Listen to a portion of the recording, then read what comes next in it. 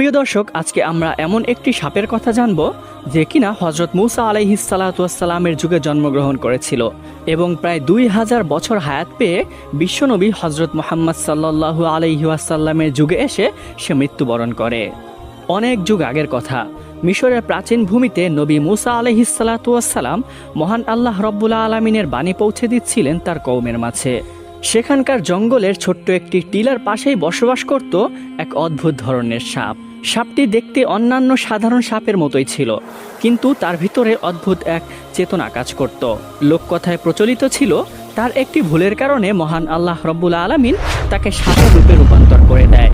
নিয়ে নেওয়া হয় তার থেকে মানুষের সুশ্রী রূপ, কিন্তু মানুষের মতো কথা বলার শক্তি তার ভিতরে অবশিষ্ট রয়ে যায়। তার নাম ছিল হারেসা।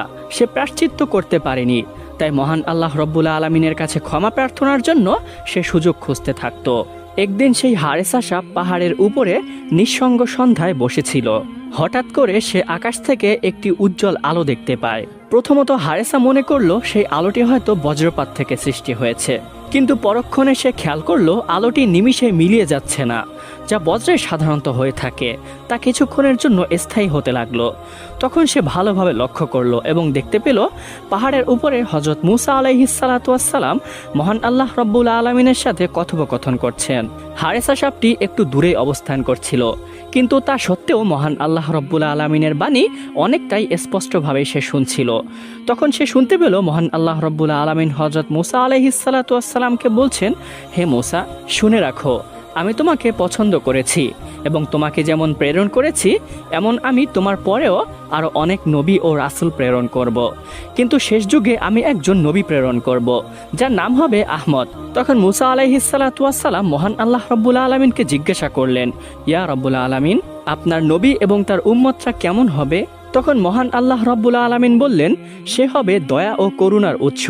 সে কেবল মানুষের জন্য নয়, বরঞ্চ জিনজাতি এবং সমস্ত সৃষ্টিগুলোর জন্য সে হবে রহমত স্বরূপ। তার উম্মত আমল কম করবে, কিন্তু আমলের অপেক্ষায় তারা সওয়াব বেশি প্রাপ্তি হবে। সে আমার শেষ বাণী পবিত্র কোরআনে কারিম নিয়ে আসবে।